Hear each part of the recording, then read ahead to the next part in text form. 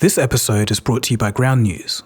Hi, welcome to another episode of ColdFusion.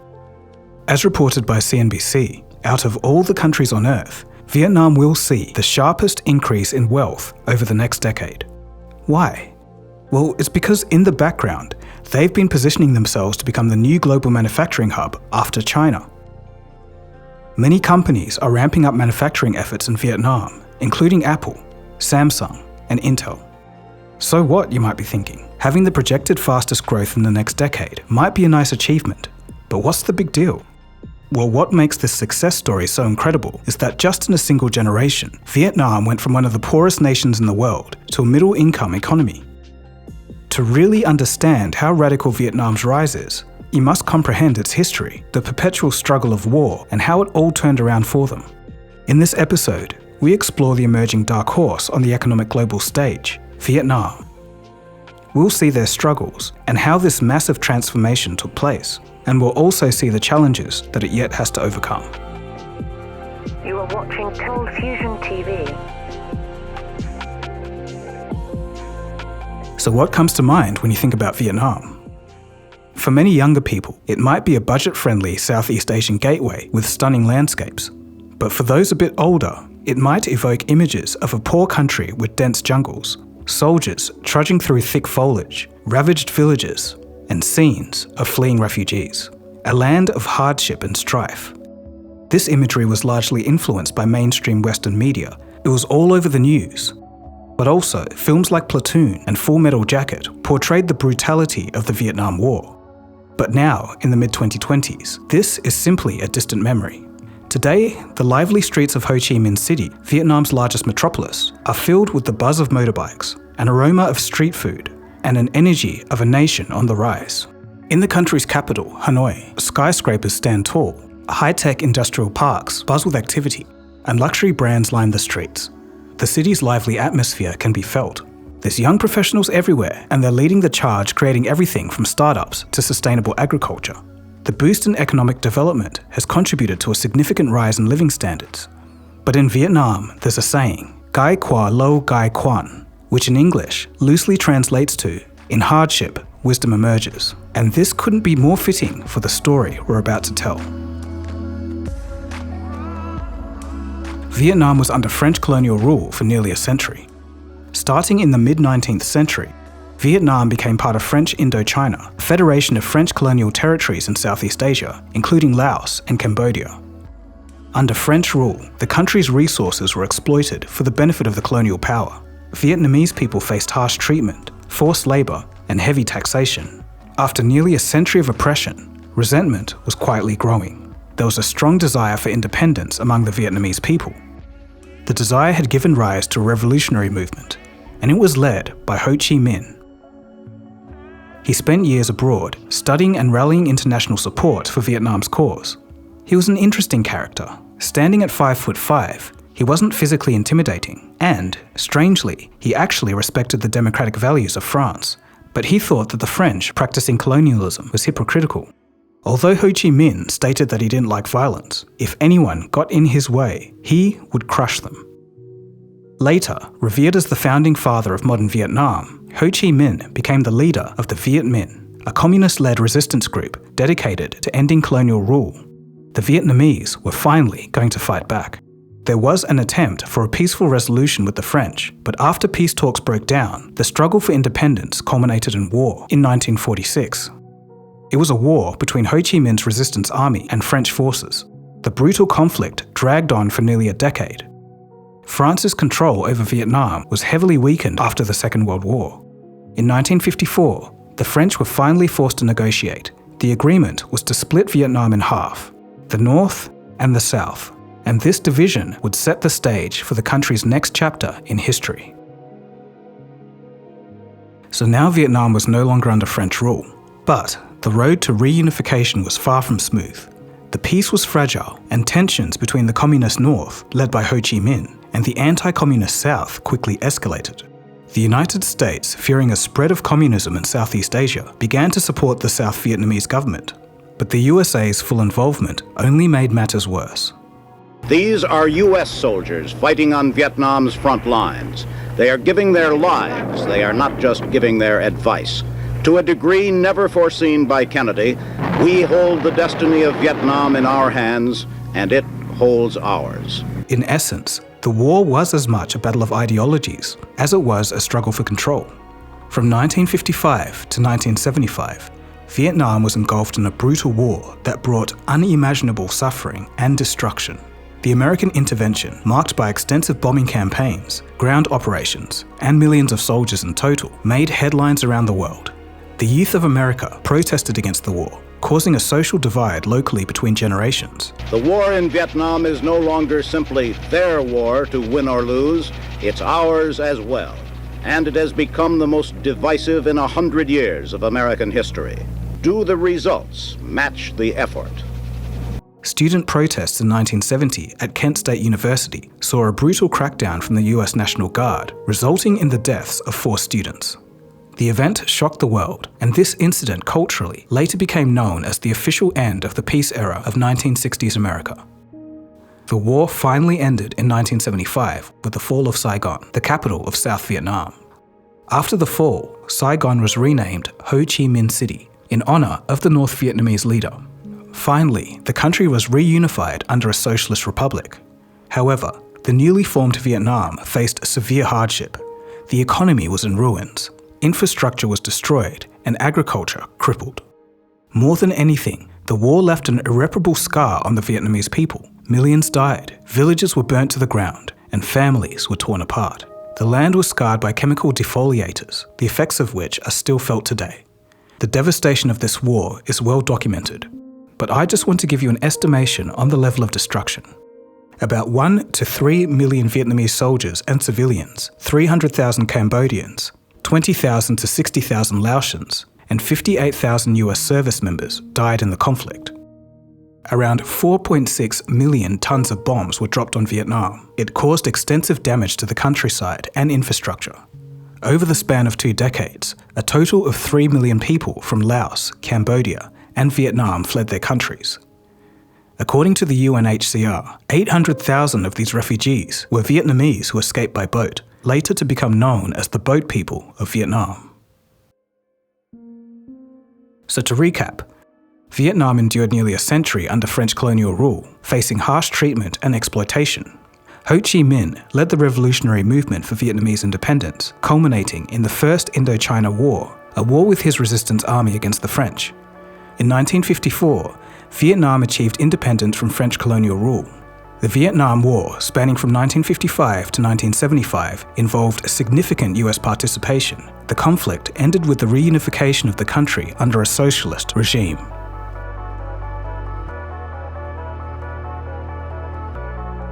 So, after decades of fighting and destruction, Vietnam was left in ruins. It was one of the poorest nations of the world. The GDP per capita was hovering between $150 and $300 in the late 1980s to 1995. To give you an idea, today, in GDP per capita terms, that would make it the second poorest country on earth, ahead of Burundi and just below Afghanistan. Back then in Vietnam, the struggle to rebuild was immense. The path to recovery seemed daunting under a strict socialist system. Many refugees did return to their country, and the streets of Hanoi and Ho Chi Minh City started to bustle with activity again. Yet, the air was thick with the weight of economic despair. The people in power knew that something needed to be done. In December of 1986, the government introduced a policy called Doi Moi. The Doi Moi reforms, meaning renovation or innovation, were born out of necessity and a desire for renewal. The initiative, led by Prime Minister Nguyen Con Hoon, aimed to transition Vietnam from a command economy to a socialist-oriented market economy. The initial steps were cautious but significant. Everything was state-controlled. So in that context, here are some key points and milestones this reform achieved over time. In the north, leaders of agriculture cooperatives who were responsible for managing collective farming efforts were now allowed to rent out land to individual farmers. This marked a shift away from strict government control. Farmers gained more control over their plots, allowing them to manage their own production and keep any surplus beyond their quotas. This change revitalized agricultural output and boosted the rural economy. Provincial governments were given the freedom to create their own trading companies, breaking the state's tight grip on foreign trade. private markets for agricultural products emerged, and price controls over consumer goods were lifted. This allowed trade to flourish at market-driven prices.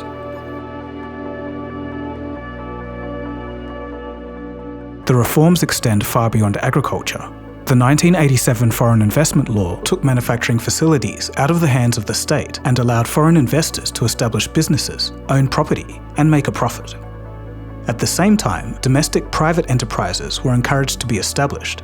This led to a surge in domestic companies. However, the full potential of these reforms was initially hampered by a US trade embargo, which had been in place since 1975, seemingly a remnant from the Vietnam War. But when the United States finally lifted the embargo in 1994, the landscape of Vietnam's economy began to change dramatically.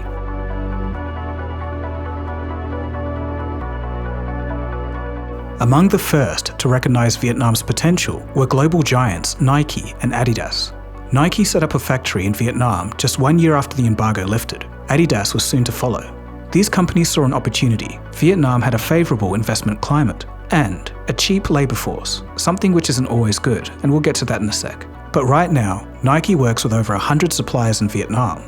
Starting in the early 2000s, Adidas began establishing multiple factories across Vietnam. By 2021, Vietnam had become the country's largest sourcing country, contributing to roughly 40% of its total footwear production. In 2021, Vietnam exported footwear to over 100 countries, with production climbing to around $17.8 billion. Today, many brands such as Zara and H&M have factories in Vietnam, and there's $455 billion of total registered capital in the form of direct foreign investments into Vietnam. There's almost 40,000 of these foreign investment companies, and within those companies, over 1,300 of them are fashion brands. When factories open, new jobs are created for the local Vietnamese people. In 2011, 21% of employees were working in the industry and manufacturing sector. Today, this is over 33%. There's also opportunities for high-skilled jobs, such as managerial positions. Though of course, it's not all sunshine and rainbows though. Sadly, there are companies that use exploitative practices and diminish the rights of the workers. But despite that, in aggregate, there has been upward mobility for those in Vietnam. Between 1993 and 2014, Vietnam raised around 40 million people out of poverty. During this period, the poverty rate plummeted from nearly 60% to 14%, but there's still much more to be done, and we'll touch on that later.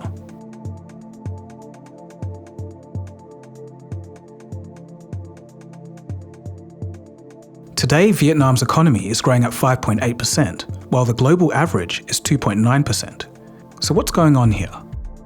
Well, in Vietnam, it's a mix of smart trade policies, savvy domestic reforms, and hefty investments in infrastructure and human capital. Analysts from the World Bank and Brookings Institute suggest that there are 3 key factors driving Vietnam's continued economic growth. Let's take a closer look at these points. Number 1, trade agreements and liberalization. Vietnam has strategically opened its market through key trade agreements. Joining the ASEAN Free Trade Area in 1995, a deal with the US in 2000, and joining the WTO in 2007 are notable examples. Since then, Vietnam has secured trade agreements with China, India, Japan, and Korea. A 2018 trade deal with other countries like Australia, New Zealand, Malaysia, Singapore, Canada, and Mexico, and another trade deal with the EU in 2020 now join the list. These deals poise Vietnam to be a future export powerhouse. Number 2, domestic reforms. Vietnam has complemented its external openness with some crucial domestic reforms. These include deregulation and an effort to reduce the cost of doing business. Red tape and hassle are being minimized. As a result, in 2023 alone, Vietnam attracted nearly $36.6 billion in foreign direct investment. Okay, so what does that mean? Well, it's extremely significant because that's a 32.1% increase from just the previous year. It's an absolute rocket ship. But in saying that, there's also the point of appearing tough on corruption. It's a point which we talked about with the case of Trong My Lan. After bribing everyone and stealing 3% of the nation's GDP, she was sentenced to death. It's a signal that Vietnam is getting serious, even if it is just on the surface. Okay, number 3, investing in capital. With a population of 35 million, half of whom are under 35, Vietnam has prioritized public funding for primary education and infrastructure. It seems like they know the value of an educated and young workforce. Vietnam has always been an export-heavy country. Its economy was once rooted in agriculture. They had exports like wet rice, coffee, and black pepper. But from 2008 to 2018, agriculture's contribution to GDP has declined as the industrial sector took off. Today, it might surprise a lot of people, but Vietnam stands out as a major player in the technology hardware space. In 2023, they exported $57.3 billion worth of electronic devices, computers, and parts. Globally, the country now ranks 7th in electronics exports. This highlights a rapid change. There's a growing presence of global tech companies such as Samsung, Apple, Intel, and Foxconn in Vietnam. In fact, such companies are flocking to the country, eager to invest in and capitalize on its booming market. Let's take a look at a few examples. Samsung. The company produces about half of its smartphones in Vietnam. They're planning to boost investment from 18 billion to 20 billion in the near future. Since 2019, Apple's total investments have exceeded 16 billion, creating over 200,000 jobs in Vietnam. And Tim Cook is investing heavily in Vietnam. Analysts forecast that by 2025, Vietnam is going to be producing 20% of all iPads and Apple Watches, 5% of MacBooks, and 65% of AirPods. Apple's supplier, Foxconn, also committed $500 million to new projects. In 2021, Intel invested $1.5 billion in a new campus near Ho Chi Minh City. It's literally going to be Intel's largest assembly and test facility globally. So why is all this happening? Well, the surge in investment isn't just by chance. One big reason is the ongoing US-China trade tensions. A lot of companies don't want to deal with that. They just want stability and predictability. So a lot of them are looking beyond China to meet their manufacturing needs. Also, as China's living standards improve, labor costs become prohibitive. Couple this with Vietnam's strategic location, a business-friendly environment, tax incentives, and having a lot of trade agreements. Easy to see why Vietnam has become a top destination for major international companies. So lining themselves up to be the world's next manufacturing hub is impressive, but what about innovation? Well, Vietnam's not really there yet, but they're trying. The story of VinFast is one that I love. So who is VinFast? It's basically Vietnam's first major car manufacturer. They're quickly gaining international attention with their electric vehicles. So how are their cars?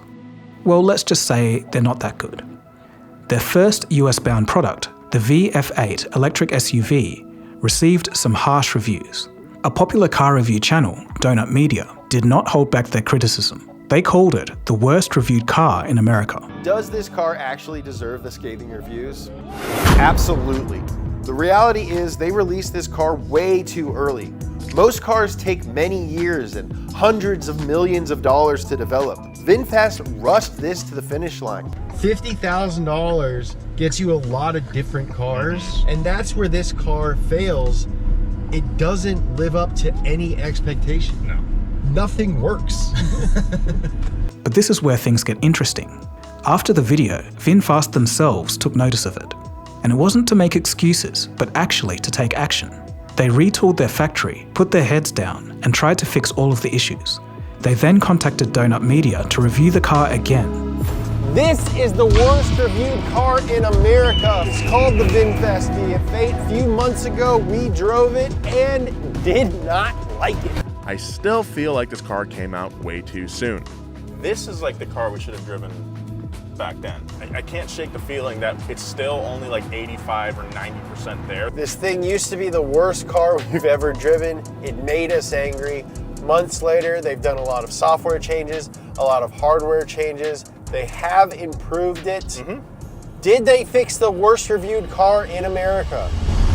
I mean, yeah. Yeah, I think that they did fix it. Yeah. But unfortunately, it's still not very good. I find this great because it's so rare to see companies rapidly proactive and open to criticism. I don't recall any other car manufacturer doing such a thing. Unfortunately for VinFast, the latest set of reviews still aren't glowing, but the fact that they admitted their flaws and took action truly is something different. Either they do care about their customers, or it was a great PR stunt. Either way, I was entertained by the debacle. The overall impact of Vietnam's economic rise is clear. Since the early 2000s, the country's GDP has been soaring, averaging almost 7% annual growth. By 2023, Vietnam's GDP surpassed 400 billion. This type of economic growth means that more people are well off, resulting in a larger middle class and greater purchasing power. By 2013, 13 million people, or 13% of the population, were middle class, a figure that's set to double by 2026. A lot of people do compare Vietnam to the Philippines. The Philippines has better top-line numbers, but Vietnam has a higher GDP per capita, lower unemployment, and less public and private debt than the Philippines. Basically, the average person in Vietnam is better off, even if the country's GDP is slightly lower. So these numbers seem promising for Vietnam, but there's still plenty of ongoing social disparities. For one, about 20% of the Vietnamese population lives below $5.50 per day. Plus, around 10% are at risk of falling back into poverty due to economic shocks or other adversities. This means that, despite impressive economic strides, a substantial portion of the population is still struggling. Areas that are rural are particularly affected. A large number of people in these regions are still living in poverty. Nearly 61% of Vietnam's population resides in rural regions where access to resources and opportunities is limited. And as touched on earlier, corruption remains a pressing issue. The Doi Moi land fraud case is all you need to know. If you haven't seen my episode on that, it'll be linked in the description for you to take a look at. It's a detailed look at how this scandal impacted Vietnam's economy and the fight against corruption. So in total, while Vietnam is undeniably making strides and moving in the right direction, there's still a lot of work to be done. They collectively need to address the challenges and ensure that the benefits of economic growth are shared more equally across the country. So in conclusion, over the past few decades, Vietnam has undergone, frankly, an incredible transformation. After emerging from the shadows of oppression and a brutal war, the country is now full of vitality and hope. Their journey reflects both resilience and remarkable progress, as well as a need to face the ongoing challenges. So what are your thoughts on Vietnam, its remarkable progress, and the challenges it still faces? If there's anyone from Vietnam, I'd love to hear what you think about this. Feel free to share your views in the comment section below. And also, just another quick note. A few episodes ago, I did a video on how dumb phones are helping resolve poverty. You guys should all give yourselves a pat on the back, because from that episode, we raised over $25,000 for a village in Kenya. So that was an absolutely awesome way to round out last year. And we'll be on to bigger and better things this year. These days, everyone is talking about fake news. Getting informed is more complicated than ever before, but who's going to do something about it? Well, today's sponsor, Ground News, is doing just that. Ground News is a website and app developed by a former NASA engineer. She was on a mission to give readers an easy, data-driven, objective way to read the news. Using this story of Vietnam greenlighting a $67 billion high-speed rail project as an example, their bias distribution chart shows me the political leanings of the outlets who cover the story, and I can even get a summary of how the issue was being framed.